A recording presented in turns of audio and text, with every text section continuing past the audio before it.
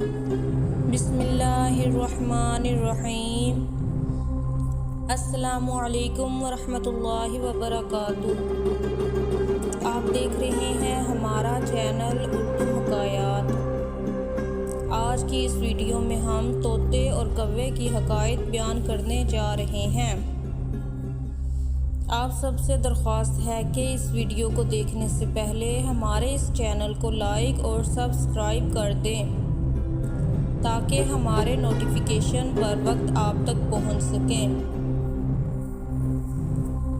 एक दफ़ा किसी शख्स ने तोते के साथ पिंजरे में कौवे को बंद कर दिया। तोता घबरा गया। वो नफ़रत से बार बार कहता, इलाही, ये कैसी काली कलोटी भद्दी शक्ल, भोंडी सूरत और सरापा नफ़रत है।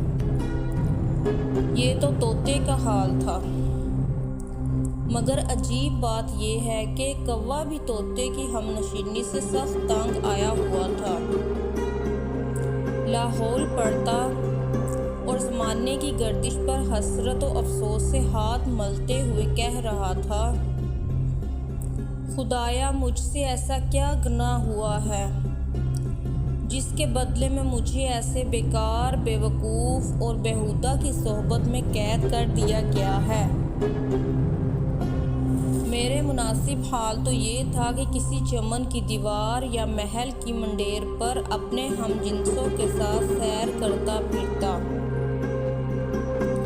ये हकायत इसलिए बयान की गई है कि जिस कदर दाना को नादान से नफ़रत है, उसी कदर नादान को दानाओं से वहशत हुआ करती है।